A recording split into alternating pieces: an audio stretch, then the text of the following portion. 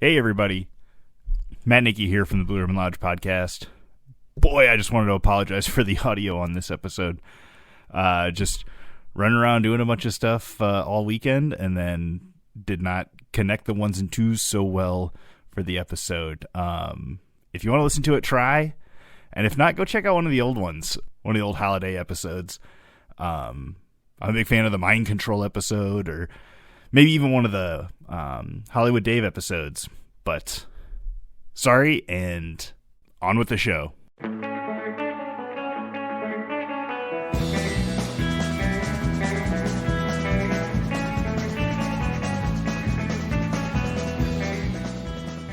Hey everybody, welcome to the Blue Ribbon Lounge podcast. Welcome back to the Blue Ribbon Lounge podcast. Ching, ching, ching. Insert Christmas bells. Yeah, are you listening? Are you listening? Are you there, folks? Yeah, in the lane where the snow is glistening. Hope you're having a great winter wonder time. We sure are in this nice, frigid basement. Yeah. Lair, dungeon, bunker? Laboratory retriever. Yeah. We're here in the Blue Room Lounge, and we got a special holiday episode for you. The history of Christmas. Xmas. Happy Chrysler. Happy Toyota-thon, everybody. Yeah. You're from your local Blue Ribbon Lounge dealer. Yeah, it's the driving sign of it. Yeah. Sponsored by Honda. Yeah. I had a lot of fun with this one, Dave. Yeah? I didn't go in a straight path, which I guess this is a pretty shotgun type topic, but like what was the one where the guy was trying to break the world record? Was that Murphy's Law? The world record for he was trying to break sound barriers and stuff. Oh yeah, that was Murphy's Law. Yeah, I felt like that had a pretty good story to it. This one I just kind of scattershot and found a bunch of tidbits and twinkle toes and stuff like that. Yeah, a bunch of different things. That's kind of what I did too, but I figured we could mush it all together and make a good fruitcake. Oh yeah, have you had fruitcake? You like fruitcake? Like it. That's always the joke. Fruitcake sucks. Yeah, but it lasts forever, so you can keep regifting it. Yeah, and everybody gives it, and nobody likes it. Yeah. Do the people that give it like it? Maybe. I feel like I've had like a small one. Mm-hmm. It came individually wrapped. That wasn't too bad, but a whole fruit cake. Well, guess what, Dave? I got your little present right here, and it's a fruitcake, handmade. No, but I do have something for you, buddy. Oh. Merry Christmas to my good pod pal, Davey. Pod pal? Can't just be a regular pal? No. We're in business now. This is a business version. From the cookie thing. That's very, Rick and Morty-ish? Gravity Falls. The nose. That's what I was thinking. Yeah. I couldn't come up with it. So for everybody not watching, because that's no one, we got our Christmas cards. The Nicky family got our Christmas cards this year. We had plans to do a photograph like we normally do, and it kind of fell through. Yeah. So I hit my friend Dan Bono up, and on Instagram, Dan Bono, or was it also Bonsai Danger? I think he has two accounts. I'm not sure which one he does. I'm not sure, but I know he's always liking and stuff. Yeah. Happy pod pal to Dan Bono. Yeah, he's always active on the Facebook page. Yeah. And he does a lot of great art. If you're into nerd stuff, he's got the art for you. He's got a great style, and he's always doing Star Wars and other nerd type culture. But we had him draw our Christmas card, and he was like, what do you want the style to be? And I was like, well, certainly I don't want to be drooling like Rick. Oh, yeah. And I probably should have gone Futurama with my intense love for it. But I thought Gravity Falls was a pretty interesting one. It's a good look. Yeah. And he did a great job. I sent him pictures of, well, he knows what me and my wife look like, but I sent him pictures of the boy and the pets. They're all in there. That's very cool. I'll put it next to the one with you and your long johns. Yeah, that was a good one, too. There you go. I got you something, Matt. Oh, you did? I thought this was just an empty bag. No. It's something I think you might enjoy. Oh, the classic car calendar, Dwyer and Michaels. Who's this babe on the front? I don't know. Shout out to Jenna Sue, who did this photography. Thank you so much, Davey. I knew you would know all about it. Yeah, for sure. And I thought you would probably know maybe one or the two of the models. Yeah, let's see what we got here. Don't know January, don't know February. I'm going to say I don't know some of these people, and actually maybe I do know them. Well, that one? This one? Not that one. The Babe in the Yellow? The one past? No. I think it's Miss July. Ooh, Miss July. Sarah, yeah, what is her dang pinup contest? Name. I can't remember. But yeah, Sarah, she's a good friend of mine. Okay. Oh, Nova. That is probably her dad's car. Her daughter is named after it.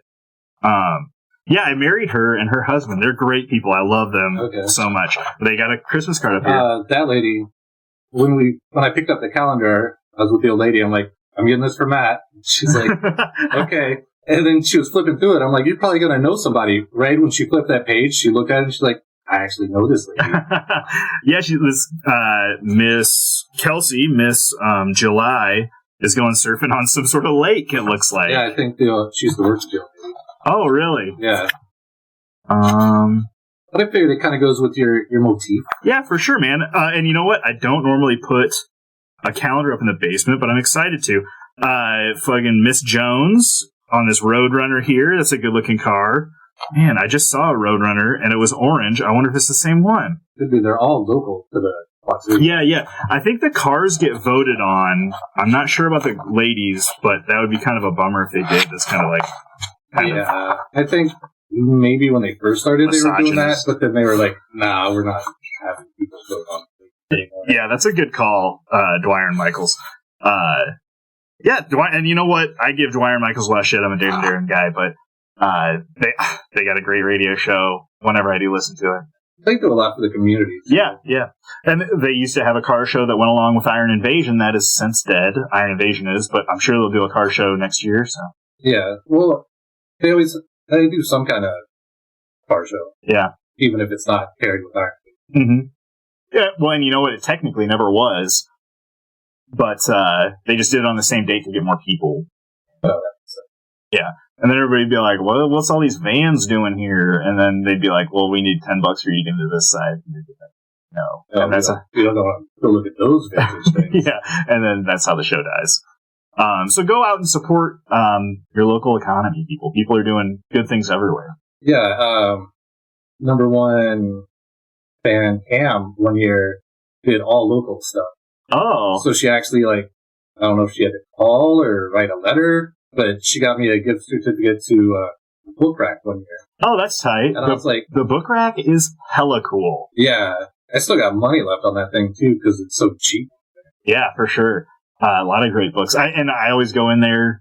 I should go to the library more, Dave. You're really good about that. Yeah. I should go to the library more, but I go in there and look for hours and find 15 things I like and generally try to leave with one thing. Yeah, well, when it's like $1 a book. Yeah, dude, it's so hard. You can get 50 of them. Yeah, I read a book a day and I'm trying to pick up an armful. Right. Or not a book a day, a book a year. I'm just speed reading. Jeez, a book a day. I was thinking about that this year, too. I was looking at the books next to my bed, and I'm like, I think I've only read one this year. They're like a completed one, I guess.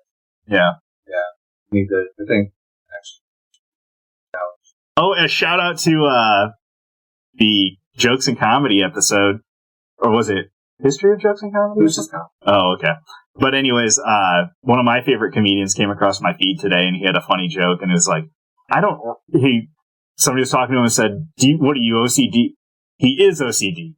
And the other guy was saying, oh, so what, are all your books ordered by alphabetical? And he was like, no, that'd be absurd. The top row is for books I haven't started yet, and they're ordered chronologically by the date I got them. The bottom row is books I've finished, ordered chronologically by when I finished them. The middle row is ordered by when I started them, but I haven't finished them. Now, you may be asking, isn't reading the title starting a book technically? Well, no. I force myself to read the title, read the full first page before I put it onto the middle shelf. And if it stops at the second page, I force myself to turn to the second page, read the full last sentence, and then turn it back, and then I can put it on the middle page. No. Ordering your books by alphabet is absurd. Yeah. That's too OCD. Yeah, right. Yeah, that episode really fucked my feet up. Now I get tricked up into watching comedy all the time. Oh, you're yeah. Mine is backed up, but I figure my 50s. Oh, you do that. That makes sense. Yeah, anytime I pay a bill on mine, go it'll be on 50s. Oh, so they can get your information. Exactly. So it's not just floating around out there in cyberspace. Yeah. And they can only track you in every other way. Yeah. Pretty much. I got my location turned off. There's like some guy. On my camera. There's some guy following you, collecting your fingerprints off gas pumps and doorknobs. Yeah. You can see I can see the gears turning in your head, and you're like, "Is there?" But I'm like, I'm already on file, so unless they're just tracking me through my fingerprints. Yeah, I'm in the system for sure. Yeah. I've said bomb on a plane once and many times. Yeah. Once is too many. Yeah, especially if you're like a little hungover and you're like, this plane is the bomb. What? You get kicked out at 30,000 feet. They take your shoes off. Yeah. What other Christmas plans you got, baby? Christmas plan? Yeah, it's coming up. Got all your gift giving picked out? No, you don't give gifts because you go against the corporate man. Yeah. Santa Claus died for your shopping. No, I'm always a last minute kind of guy. So I'll be doing a lot of shopping. Okay. Starting Friday. Yeah. Because I just like to go and get it done. I don't like to be like, let's go over here, and then the next day go over here, and then the next, yeah. Man, I used to be really good about like picking up things throughout the year and stashing them away. Yeah. And then COVID hit, and then like I got out of all of my normal routines, and so now I'm like scrambling, like, oh, I gotta get this. Yeah, that's always good. And I'm always like, oh, I'm gonna look at something for the kids, and then I just go and everything's just picked over. So then it's like, oh, I hope he likes Charlie Dirty Snoopy. Dirty Snoopy. Or like they ran out of Snoopies, and all it is like the hippie one, the cousin hippie. Yeah. Well, I wouldn't want that one. The one that lives in the cactus or whatever. Yeah, but maybe a kid would. No, they wouldn't understand. He like sleeps on a cactus or something like that. Like, why does he have a mustache? Or you end up at the Dollar General buying like the knockoff Power Rangers. The Rangers of Power. Yeah. Or like the Power Guys. Power Guys.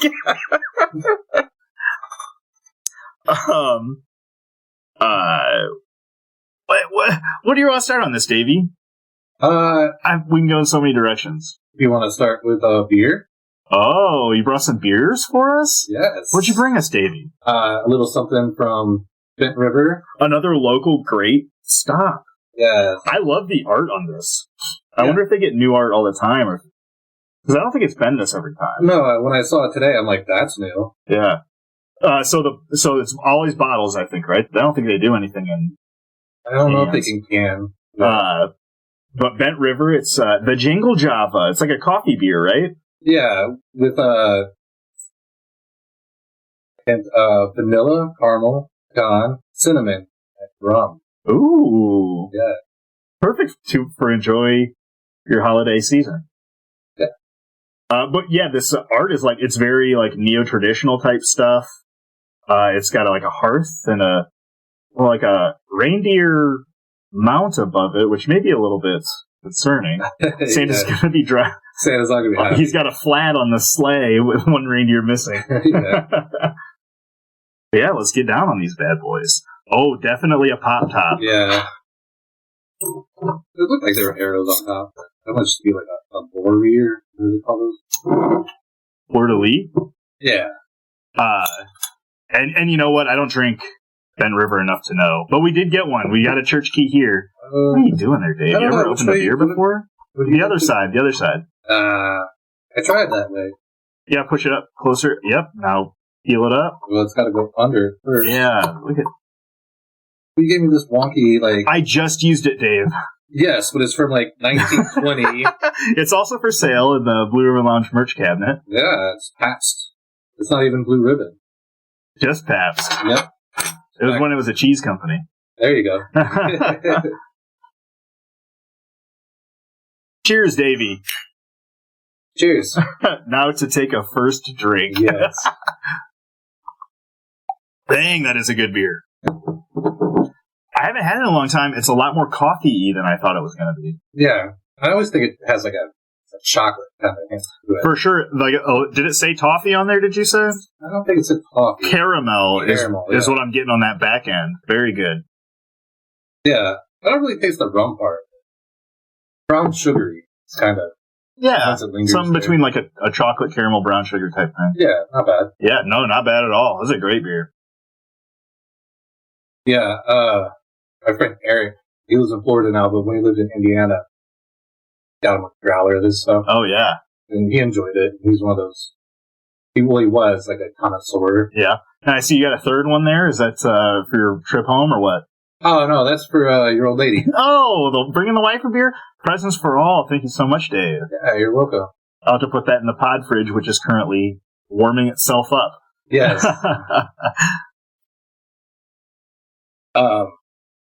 So, do you have any, like, as a family unit, a family man, do you guys have your own traditions? Well, like, growing up as a kid, we always did, like, big get-togethers. My mom's side is pretty big. My dad's side was kind of hit or miss on doing pretty much anything.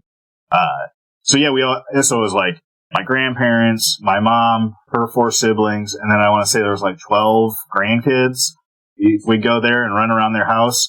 It was always a great time, and like the age ranges were all really different. And we did that for a long time, even when my kid was starting to grow up. But since my grandparents have passed and kind of fizzled out after that generation. Yeah. So when we decorate, something that's always held kind of close to my heart are if you've seen those ceramic Christmas trees with like the little light bulbs in them. Yeah. And they're not really light bulbs, they're little glass inserts. But my grandma had one, my mom had one. We've collected a few over the years, and so we have this great big display of ceramic Christmas trees we like to put up and look at. And I do have my mom's and I do have my grandma's. And that's kind of one of the things that I really remember about growing up. Yeah. And then my stocking, when I was young, my mom had gotten like you see those kits where you can like latch hook or, crochet, and it gives you the exact amount of stuff.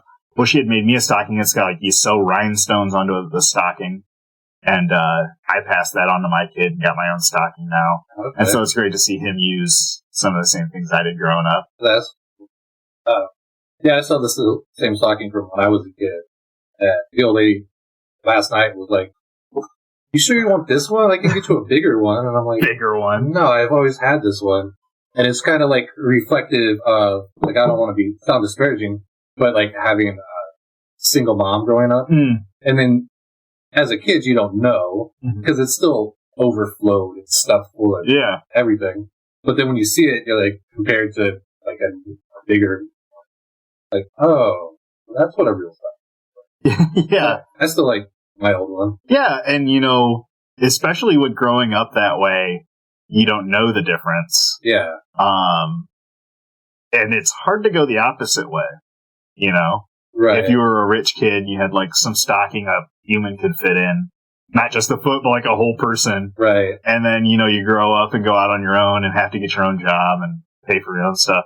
That'd be pretty disparaging, really. Yeah. And my mom did work a lot of miracles, because I have pictures of me as a little guy, and then just like a couple stacks of like G.I. Joe, like oh yeah, dude. Like the vehicles and stuff. Yeah. And as an adult, probably back then they were maybe like $15, $20. Mm-hmm. Now they'd probably be like $40, $45. So it's not like she didn't provide. Yeah. At the same time, it was more like quality over quantity kind of thing. And you had 3 kids in the house? No, it needs to be my closest. Yeah. Oh, okay. Because my oldest sister. Let's say. Well, like. Well, you never tell a lady's age. Yeah. She was out of the house by the time. Yeah, okay, yeah. I get that. Yeah. Any memorable Christmas gifts? Did the G.I. Joes really stand out to you, or? Yeah. One year I got a bunch of camping stuff, which I thought was cool. Do you still have any of that stuff, or? I had the sleeping bag for the longest time. Mm-hmm. I still have my childhood sleeping bag. Well, because it was like a Coleman, it was like a quality one.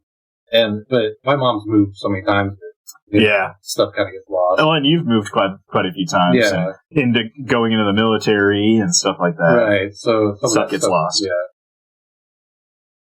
Yeah, I pretty much moved straight from my mom's house to this house for the most part. We had 2 stops in between, but I mean, I haven't moved very much in my whole life. Yeah.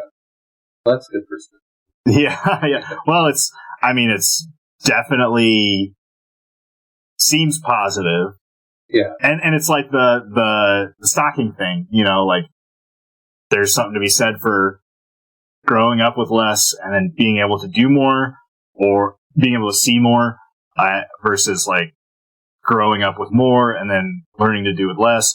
It's all experiences, Yeah. And I definitely have more experiences this way, and I missed out on a lot of experiences the other way.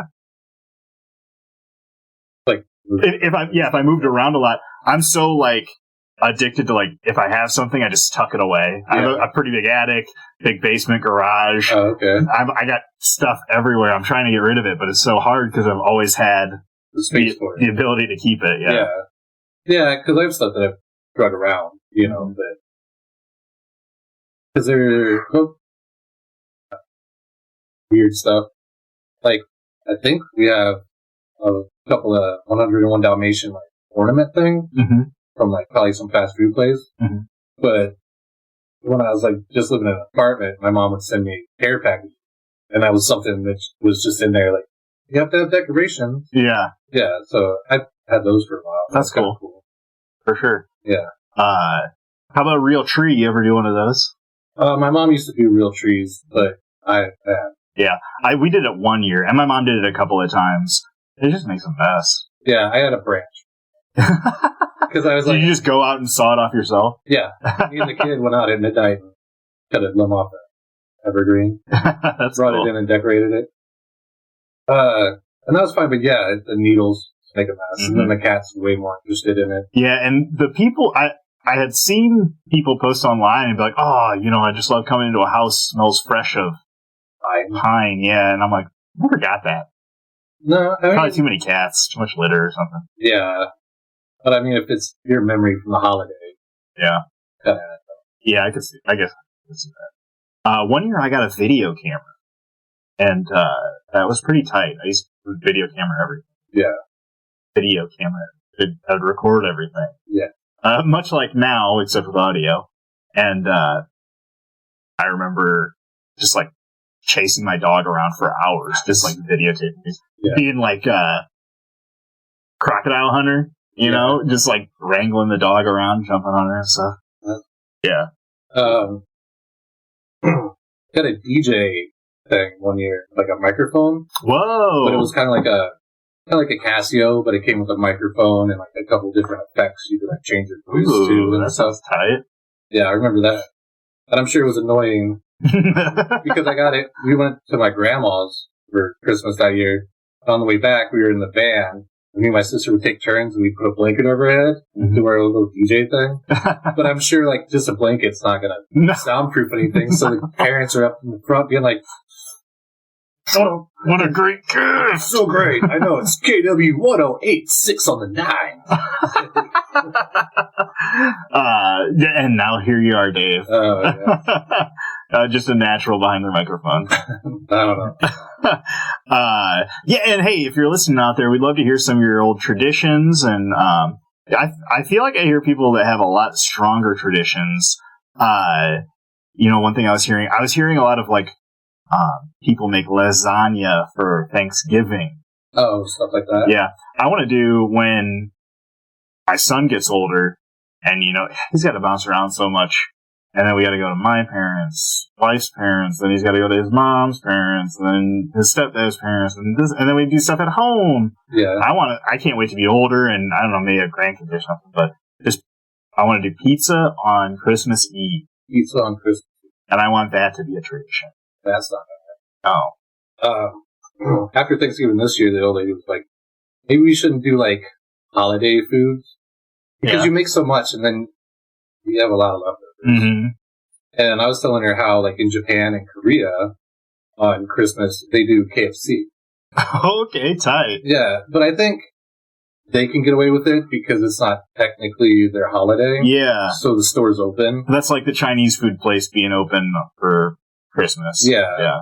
So you'd have to, like, get it 2 days before. That's true. And I don't know how well that would work. Yeah. Though, like, a pizza, you could do, like, grab a couple of Papa Murphy's a couple of days before. That's a pizza place where you buy it there and take it. Yeah, take it. Yeah. I think some, even, like, chain restaurants, or, like, pizza places do that. I had heard when my brother-in-law was in the military, his girlfriend at the time, I think it was, went to Hungry Hobo, and she was like, hey, I want to get a sandwich and send it to my boyfriend in the military. And they, like, hooked it up, like, they put everything separately and wrapped it all separately, and then she put it, like, on dry ice or something and mailed it. Oh, okay. And I was like, that's pretty cool that a place is willing to do something like that. Yeah, that's cool. One year, my mom likes Happy Joe's, the veggie pasta, whatever it's called, like the pasta salad, veggie, whatever. And she bought it and then froze it and then took it on the airplane with her. Oh, okay. That's tight. Yeah, and she's always been like, well, you can mail me one, just freeze it before you mail it. Yeah. I just don't want to do that. I mean, what if it's the one time where it gets lost and 2 weeks later it shows up and it's, like, dripping? There's, like, rat holes. Oh, yeah. Chewed into it. Through it. Dripping. Soggy. It's like,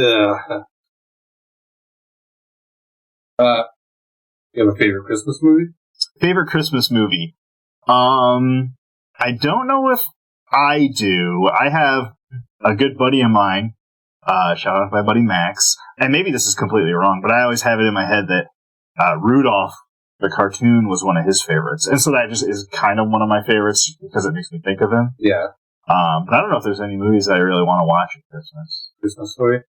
It's a good one. It's always on. It is a really good one. Ernest Saves Christmas? I haven't seen that one in a long time. That's a good one. It's got one of the better Santa Clauses. Okay. Elf is a classic now. Yeah, but that's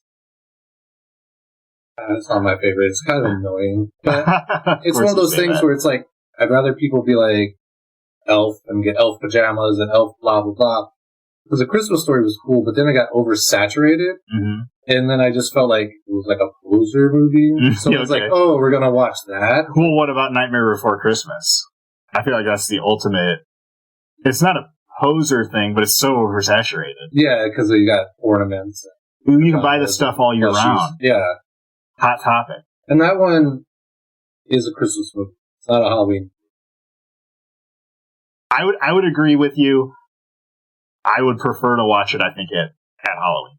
But, yes, it's Halloween Town, but it's Christmas. It's about Christmas. And they're taking over Christmas. Yeah. So, I would say I don't want it. You know what? I got some stuff on a couple of movies. Yeah? Yeah. So, dang, what was that one movie? You and Otter. Christmas. It's a Wonderful Life. Yeah.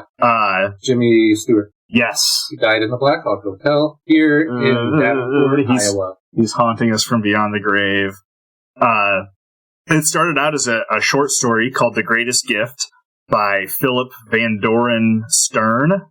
It was actually turned into a movie in 1946, and it didn't get any traction until it was played on TV in 1976. And that's when it really gained in popularity and really became a classic. Okay. Probably like TBS or something? But in the 70s, I don't know if they had TBS. Yeah, I don't know. In the 70s, were there only like 10 channels or something? If that. Was there even cable then? I don't think there was cable then, right? Years. I think cable turned up late 70s, early 80s. And then, I was just going to say. Oh, me and my wife always try to watch The Office Christmases. Oh, okay. Those are all really good. And a lot of, so we don't do Netflix. Yeah. I'm starting to lean away from Hulu. We got like Tubi and Freevee and Pluto, and those are all free. Yeah, the free stuff. And they're great. Yeah, that's how I did my Halloween list. Oh, yeah? It was all free streaming. Hell yeah, dude. That's what's up. Yeah.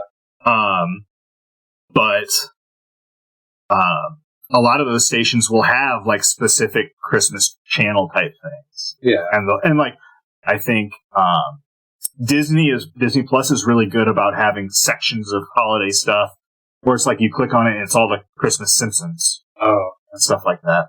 Which are all really good. Yeah, I have the VHS of that. Yeah. But it kind of sucks because it's only the first one. Oh, yeah. So you like put it in and then like 20 minutes later you're like, oh. That's it. That's it, yeah. And I have some Christmas songs on here. This one kind of started with like Christmas caroling. And it originally started with like, Christmas hymns, that were originally sung in Latin. Yeah. And then it turned into Christmas carols, which were sung in the current language, of the time and area. Right. And singers would go from house to house, singing and asking for drinks from the house. So they'd start to get, a little tipsy, and like drinking a little bit of rum punch, getting warm outside, things like that. And then songs actually started showing up in advertisements and then movies about Christmas. So Rudolph was actually created for an advertisement for Montgomery Ward in Chicago. Yeah, it was written by Robert L. May. What for Montgomery Ward? Yep, I believe he created the art, and then his brother-in-law Johnny Marks put the idea to music. Oh, well, I think he wrote the pamphlet, and then his brother put it to music. Oh, okay, yeah. It was a story to start with. Yeah, you're right. And it was originally, Rudolph's name was Rollo, the red-nosed reindeer, but they needed something punchier. Rudolph. Yeah. It's got good consonants in it. And the original song was, they hired Gene Autry in 1949, and he originally didn't want to do it, but his wife convinced him to record it. She was like, yeah, this is a good song, you should do it. Yeah. So he did record it, put it on a B-side, and then it made him famous. Oh, that's cool. Rocking Around the Christmas Tree? Oh, yeah. That's a good one. Shoot, I can't remember who sings it, but she's also the lady that sings that, I'm sorry, so sorry. I think it's like, I'm really bad at it. Brenda Lee. Yeah, there you go. Made famous by Golden Earring. Like the band? Or that's... Doesn't Golden Earring song have Brenda Lee playing on the radio? Oh, Radar Love. Yeah, Radar Love. Yeah, that one. And then White Christmas was a song written by Irving Berlin, and it was sung by Bing Crosby, of course. It was written for a movie called The Holiday Inn, which was a movie focused on all holidays, and Christmas was just like a spot in there, right? Okay. And the movie came out in the spring of 1942, and it wasn't a super popular movie at the time, but at the end of the year is when the GIs were getting sent off to war. Yeah. So, like I'm dreaming of a white Christmas. Yeah. It really caught on at the end of the year, at the end of 1942, when it was more the song, and it kind of portrayed the heart of the American GIs in the war. Yeah. And that's actually one of the most successful singles released over the past 50 years. Well, now I guess it would have been, 60, 70, 80 years? Yeah. Yeah. Well, they maybe finally they started made the keeping White track. Christmas movie Mm-hmm. that I think is actually about, like, GIs. Like, Oh, okay. overseas or something. I've not seen it. I probably saw it a long time ago with my grandma. But, Yeah. like, recently I've not gone back to it. I'm more of a Christmas Vacation. Yeah, Watch Christmas that. Vacation's a classic. Yeah. That's one of my wife's favorites. I like Christmas music. I like turning it on. Even when it's early, I'll turn it on. Yeah. Just because there's not a radio station I'm really in love with around here right now. But, if you don't get anything out of this episode, and you want to stop it right here, listen to J.D. McPherson's Socks. Socks. That's in my top 5 albums. Said it 3 times on this podcast. Did I really? Yeah, with the 5 full albums. And then you brought it back around again, I think, last Christmas. Oh, yeah. Listen to that album. Such a good Christmas album. Still on the YouTube? It is on YouTube. All of them are on there. There's an actual music video, but they have, like, little repetitive, little cartoons for the rest of them. It's all on YouTube. Oh, that's cool. I can put it up on the Facebook page. Yeah. And it's like, I said it in the top 5 albums. I listen to that year round, to be honest. Yeah.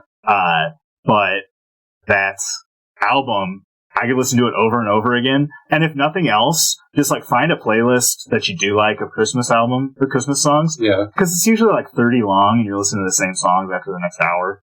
But, just toss some of those in there too. Mix it up. Yeah. And I even heard it in Walmart, Target once. Oh, that's cool. Yeah. It's such a great album. Getting some traction. Yeah. I'd say it's probably some of the best Christmas music since like that Mariah Carey song. Oh, get off on the pot for Christmas. Yeah. Which is on like once an hour. Yeah. I don't think it was that Whamageddon. What song is that? Whamageddon? Yeah. Where every year you're supposed to get it with some friends. And then the last person to hear the song wins or something like that. But it's just like on everywhere. So that it's hard to dodge. The objective is to go as long as possible without hearing Wham's Christmas classic, Last Christmas. Last Christmas, gave you my heart. Oh, yeah, that's very next year. Yeah, no. I mean, it's a good tune. I think of Christmas music, it deserves to be on the radio. But they just have such a... I'm not going to get into radio politics here. You know what? I'm out. Okay. All right. Maybe we can do that. Yeah, I'll do that next year or something. Yeah. Christmas politics. So, yeah. Cool. Yeah, started as a pagan practice. Yeah. Northern Europe. Yeah. Around the winter solstice. Similar to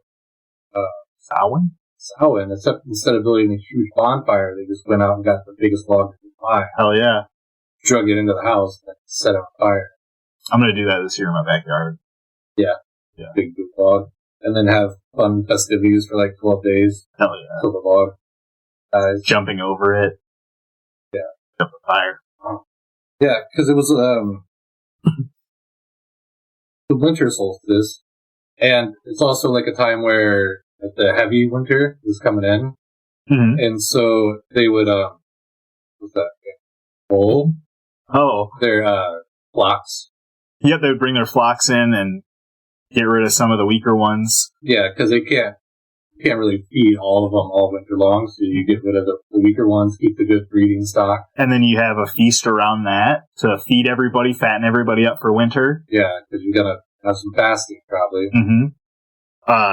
Also, like, around that time, like, the beer would be done brewing or fermenting or mead or whatever.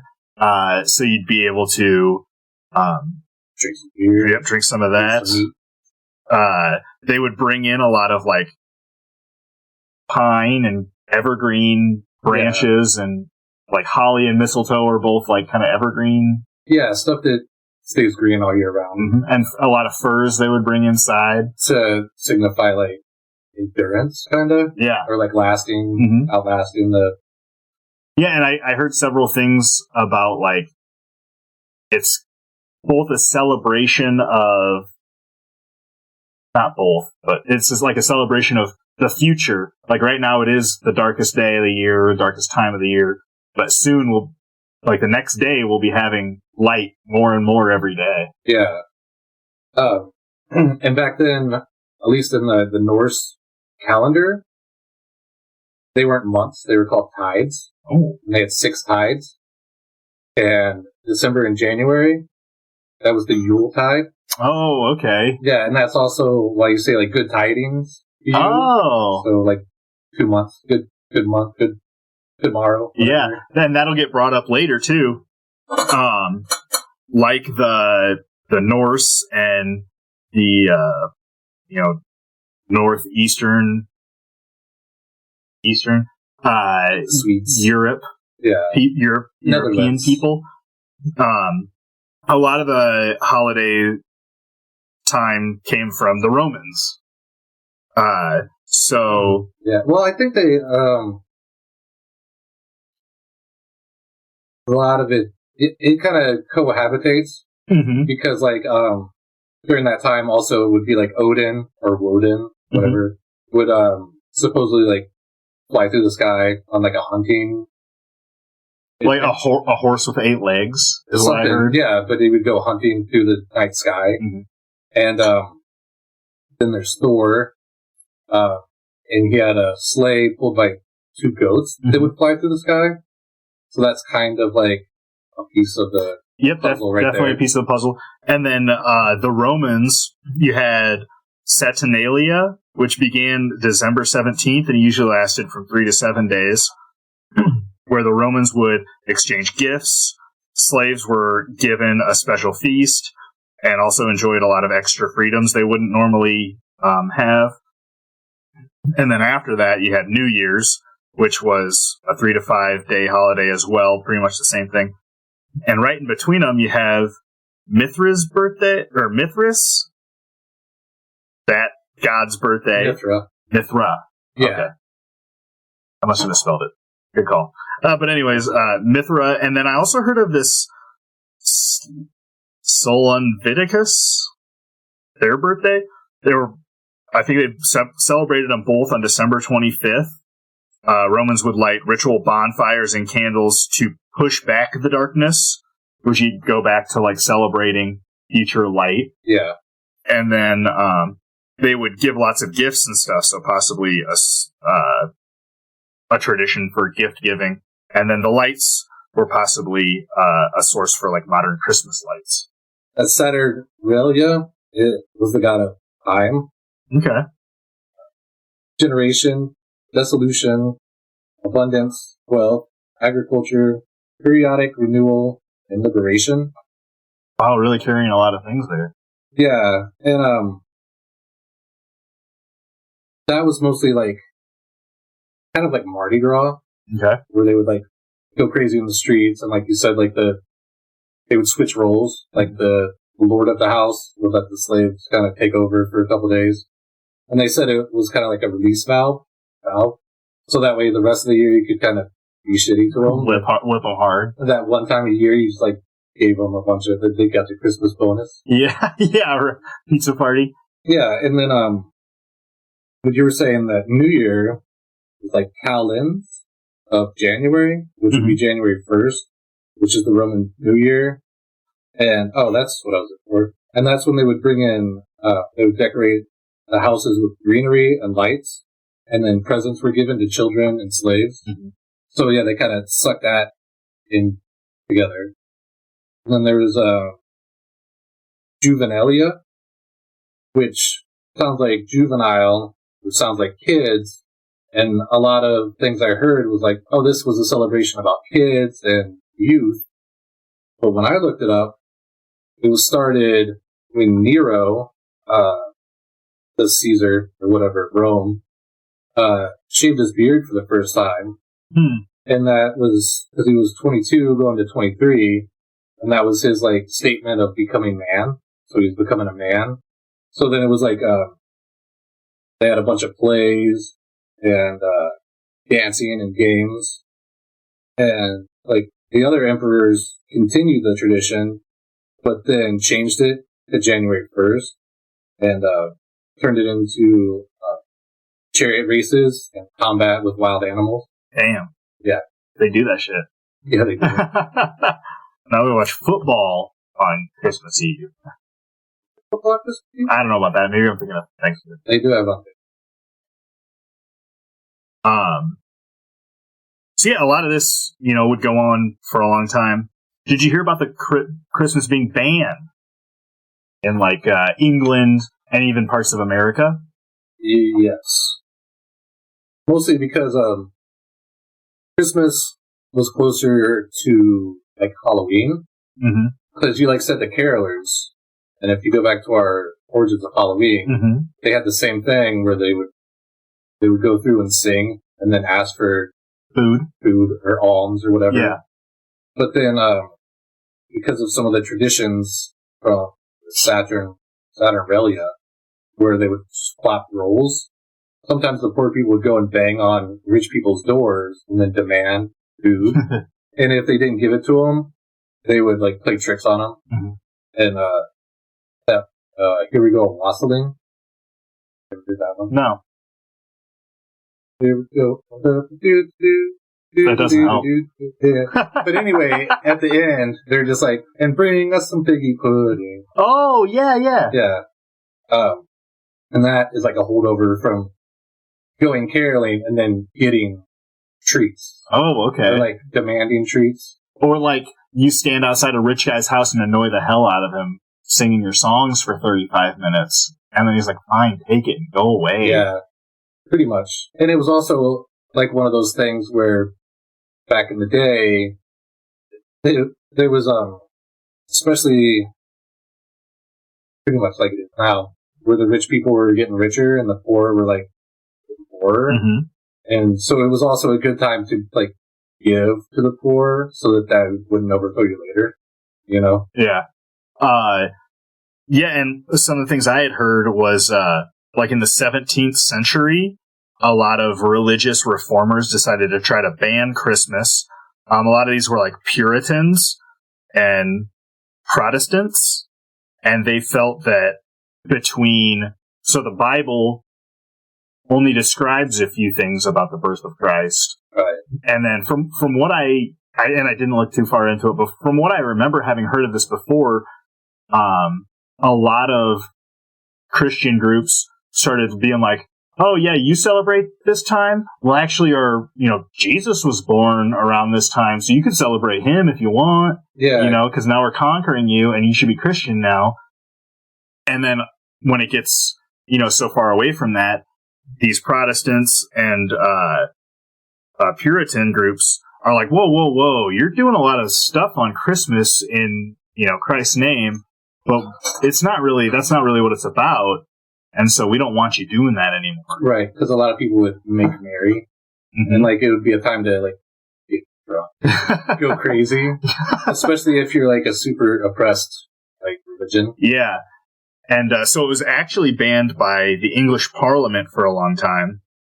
And I say a long time, not knowing the exact time. But and then it was also banned in certain aspects in Massachusetts. Yeah. And a lot of this was like when people were coming to America, you had a group of religion or regional people going to certain spots and kind of creating their own communities. Right. The Puritans. Yep. And like the Quakers would all be like, oh, my Quaker brother went here, so I'm going to come and tell my two Quaker friends to come. And they build their own little like religious and belief type communities within the New World.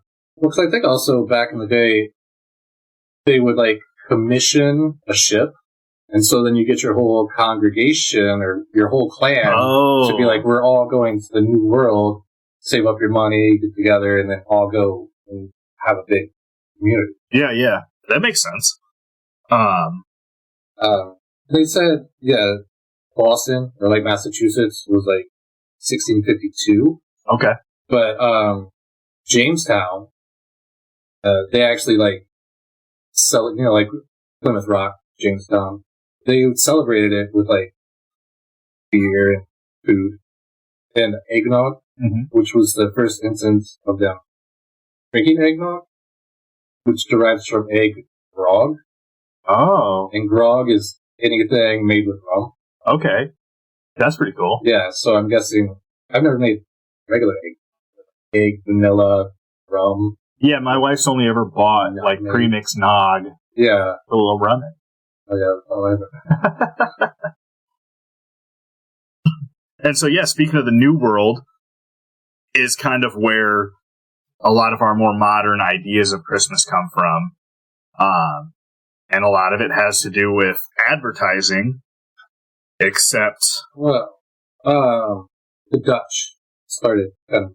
in New York? Yeah, because... Or New Amsterdam. Oh, okay. Vodka? Amsterdam vodka? You don't have that in your notes, Dave? New Amsterdam vodka? No. How can you be sure? But, they had a guy called, Sinterklaas?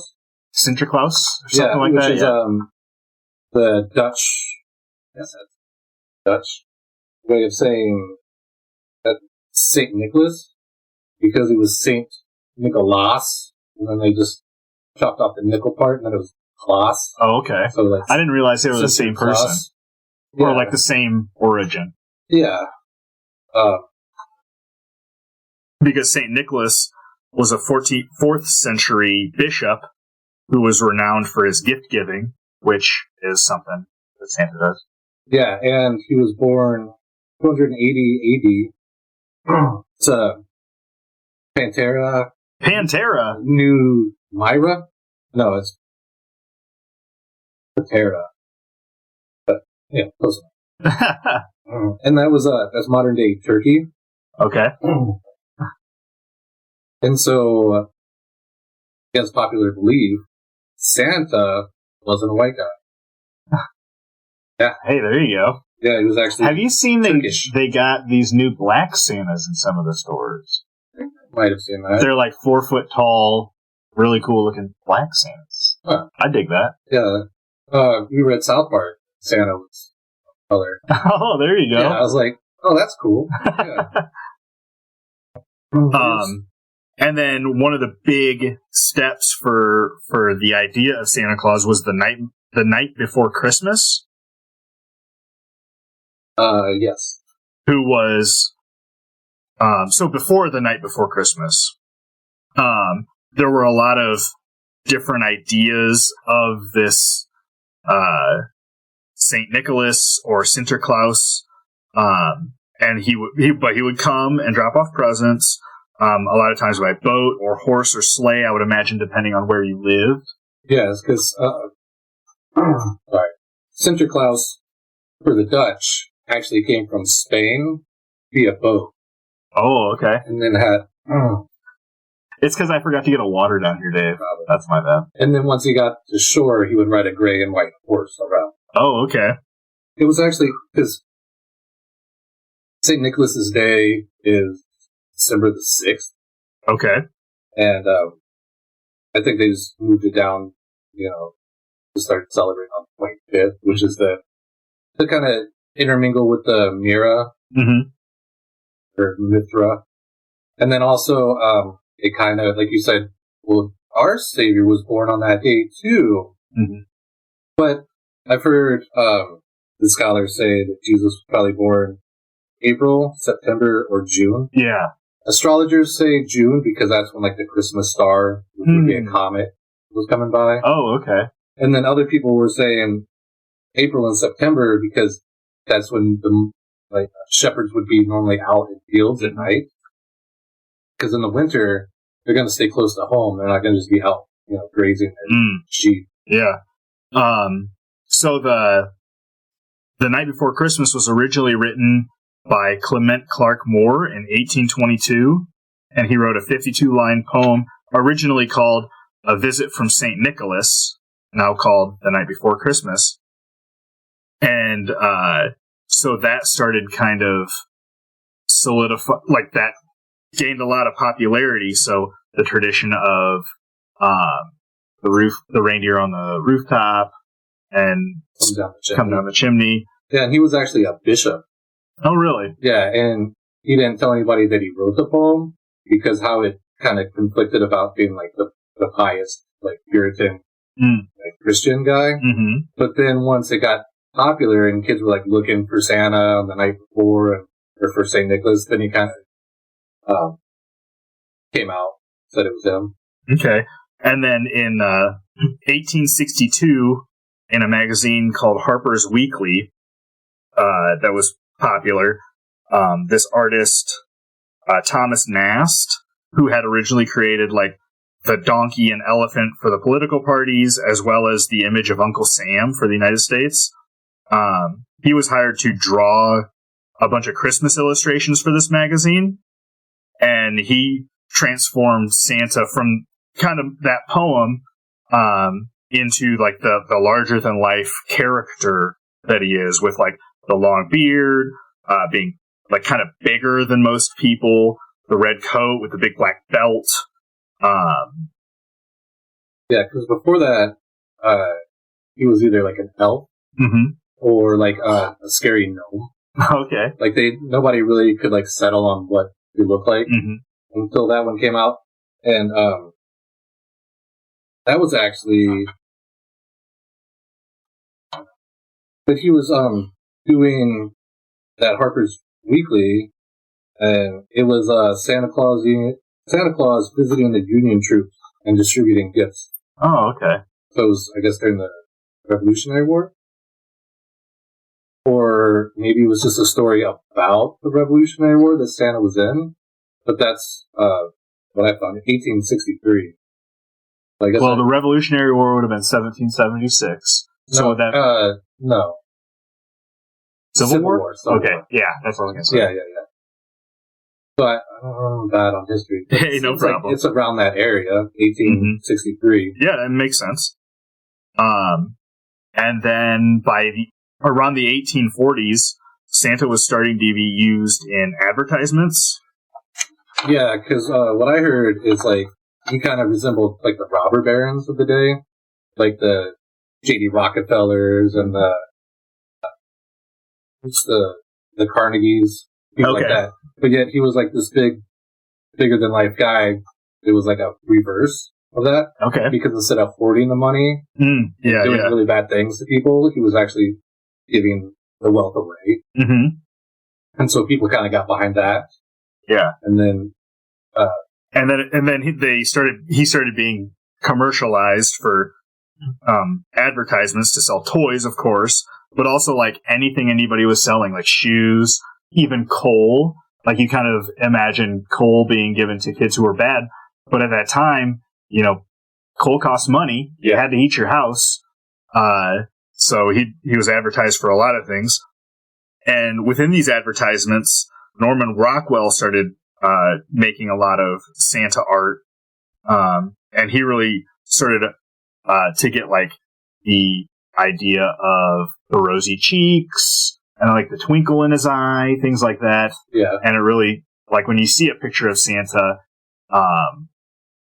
it was really shaped by a lot of Norman Rockwell art, which I'm sure a lot of stuff was. Was he the Campbell Soup guy? Soup guy? Just drew a Campbell Soup? No, that's okay. Andy Warhol. Andy Warhol, okay. Norman Rockwell is the wholesome, like, his famous picture, one of them is like the guy with the turkey and the family's crowded around the table. Okay. A lot of like more lifelike stuff. Yeah, like hometown, American Pie. Okay. Gotta play baseball type stuff. Okay. Santa Claus drinking a Coca-Cola. Okay, yeah. Yeah. He does exist. They do exist. Classic M&M's commercial. It's still on today. Yeah. And then when you have, these advertisers, using that, you come across the Black Friday, Yeah. And I had heard that most people think that that's like the most shopped day of the year, but it's not. It's usually, it kind of bounces around, but it's usually like a little closer to Christmas. Yeah. It's probably like somewhere around the closest weekend to Christmas without being on. I can see that because that's usually when I do my stuff. and there's people out in droves, and I'm always like, this is crazy. But because of that advertising, I don't know who it was, maybe ever know, but they decided to bring Santa Claus into the department store. Oh, okay, yeah. And department stores would bring Santa and have big displays. I've even seen stuff like they would have choirs or bands playing music and decorating, and it was like a mental thing to be like, oh, it's around the corner. Get your Christmas shopping done. Spend your money while you're here. Someone playing piano. Yeah. Yeah. Well, I heard something that was also psychological, where they could get, because Santa, Christmas, you're kind of separating yourself from the consumerism part, where you're thinking you're doing it more as the holiday spirit. I'm going to take my kid to the mall, and we're not possibly going to buy anything. We're just going to go see Santa. Yeah, and it's very weird, especially people of a certain generation, where if you're like, hey, you want to go see Santa, you instantly think the mall. Yeah. You know? And then, along with that commercialization, you got your wrapping paper, Christmas cards, decorations, and of course the toys. Farm and Fleet's toy catalog, or like Toys R Us toy catalog. Sears had that. Yeah. JC Horsley were the first. Horsley, okay. They were the first ones to make Christmas cards. Oh, okay. And it was right after like Benjamin Franklin started the post office, and they kind of they exported that out to England. And since they had a better postal service, then Christmas card became a huge thing. Oh, that's pretty cool. And I think it was Washington Irving, who was a really big writer, States. Okay. Had this whole series called Bracebridge Hall, which was about a fictional English estate. It was like a series set during Christmas time. And he brought out a lot of like Christmas tree, stuffing, cranberry sauce, like all those kind of traditions he wrote about.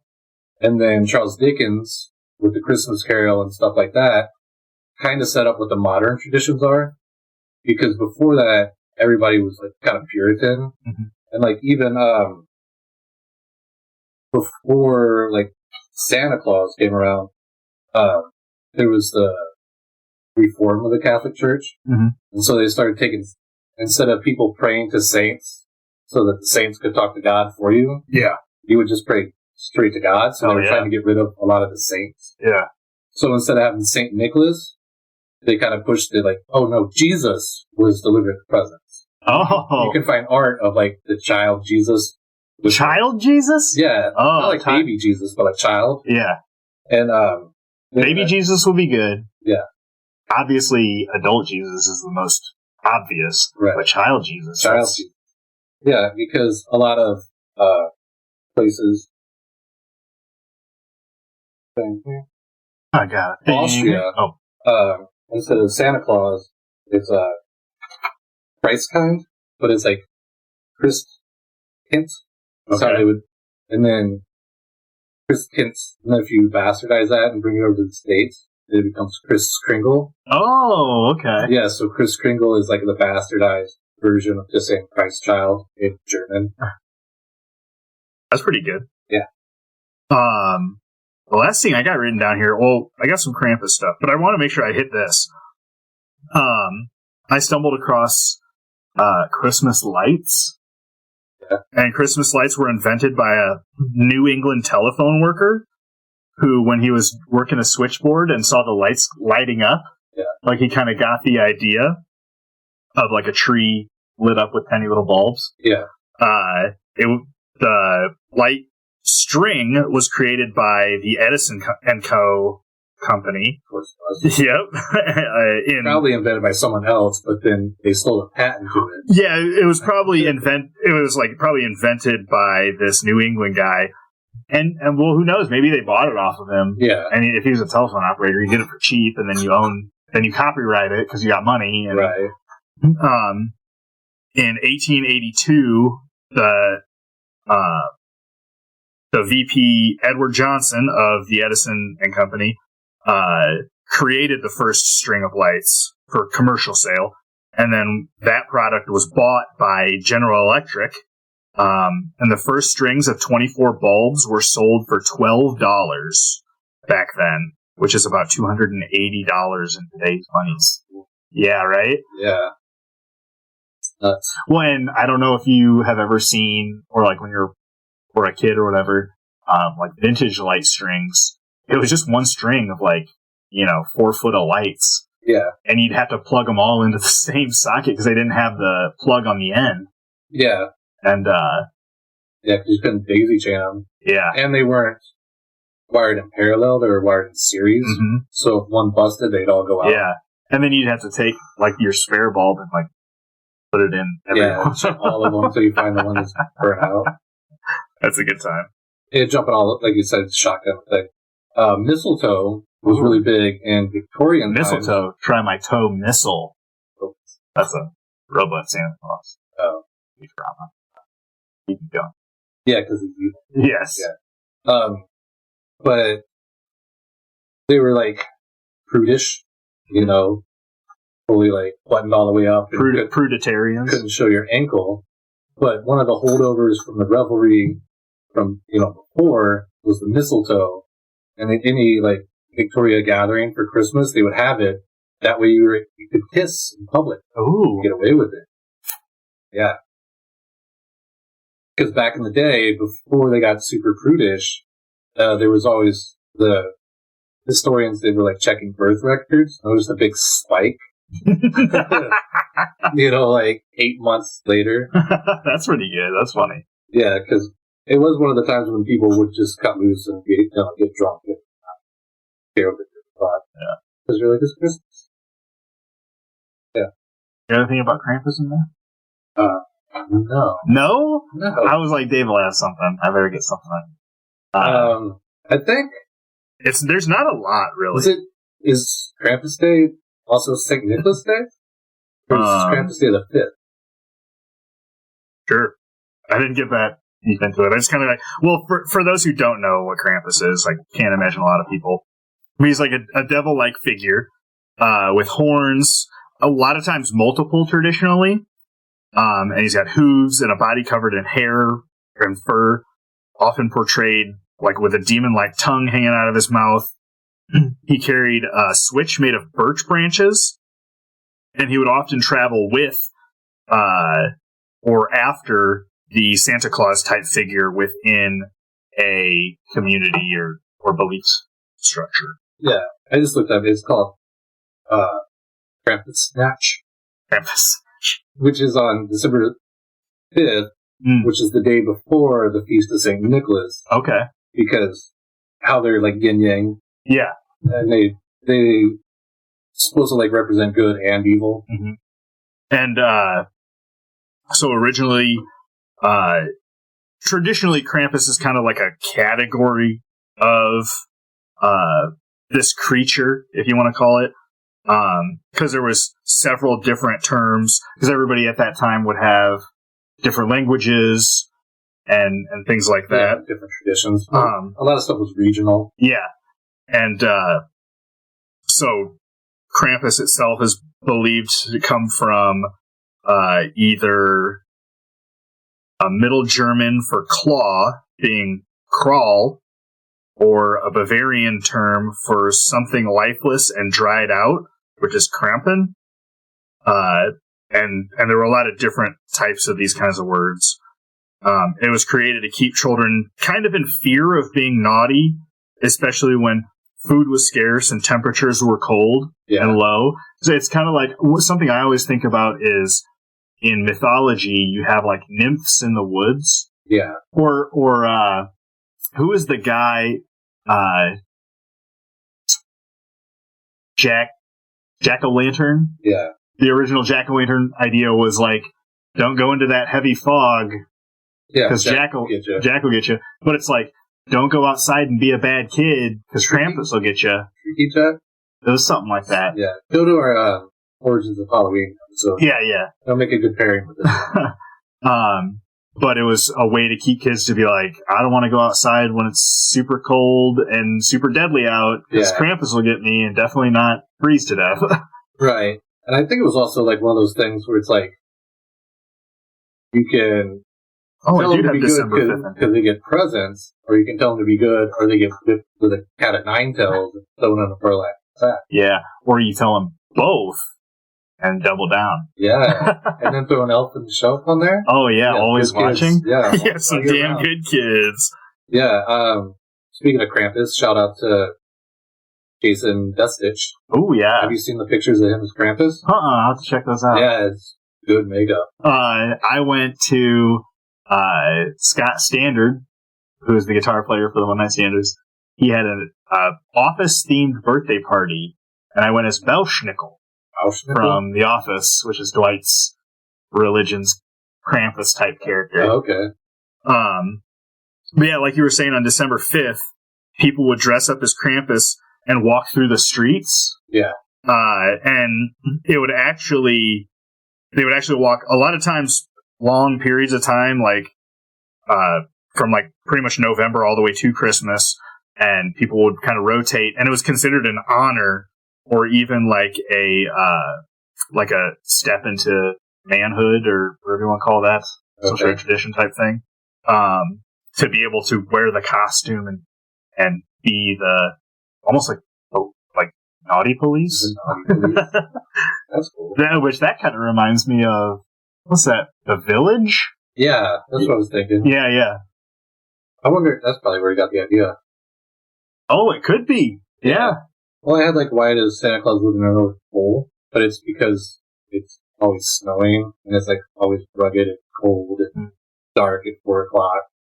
And so they think that it represents Christmas. And the fact that it's so secluded also adds to the history of what's going on. Well, and there was some other things that I had seen that I didn't have time to research, was the Naughty or Nice list, where that had come from. Yeah. As well as letters to Santa. I had heard people talk about them, but I wasn't able to research exactly what was. Yeah, that's funny. I didn't even think about looking that up. Yeah. Just leave the thinking. Sure. I should delegate more so you can do more of the doing. Because I didn't do it either. Oh, yeah, see? But, I mean, with our powers combined, you get a full episode. The Blue Ribbon Lounge podcast. Speaking of the Blue Ribbon Lounge podcast, you all have a happy holiday. Next episode will be on the 1st, posted, and that is another Hollywood Dave episode. Oh, no, what? Am I wrong? No. Okay, thank God. I was just being surprised. Like, no, Hollywood Dave. Davey didn't know. Yeah. And we'll have another special guest along with Hollywood Dave, hopefully. All things go according to plan. So submit questions now if you want to ask Hollywood Dave, or our guest is going to be has been on the radio, been in a lot of bands. Yeah. We're doing our typical rockin' New Year. Yeah, rocking around the New Year. First episode's usually about music. If you haven't listened to any, go listen to the Suck Off with Hollywood Dave, or 5 full albums. 5 full albums is really good. Hollywood Dave and Chicken Boy. Yeah. That's always a really good one. Yeah, so if you want to know behind the scenes, what do they call it? Inside baseball. Mm-hmm. Gigs, get started. Find the band members. I think I'd like to talk to them, especially. Well, and you're in the boat too. Just being a little bit older, a lot of my music I got off of the internet, because I was kind of at that right age for, in my opinion, Pandora was the best thing to ever happen to me. Yeah. But there was a period of time where all the best music, I think, probably was on the radio. And a lot of that is kind of changing now, and you can get a lot more stuff from the internet. But I'd like to talk to them about their experiences with that, especially with our other guest, Heavy Metal Deadle. I guess I'll just say it. Hopefully he shows up now. Okay. He was on the radio for a while. He had his own program or something like that. I'm not too sure. I'm excited to ask him about that. Okay. Should be a fun one. Yeah. Yeah. Course Lights. And wee hours of the night. Wee hours, yeah. I can only stay until midnight. Oh, jeez. Because we have one car. Okay. I know. Just leave it at home, dude. I'll pick you up, drop you off. I'll probably get you an Uber home. Thanks for listening, everybody. It's always a pleasure. And if you don't make sure you have a good holiday. I'm not going to say don't if you don't have a good holiday. Have a good holiday, and for God's sakes, be good to yourselves. Yes, and remember, you're never too grown up to search the sky on Christmas Eve.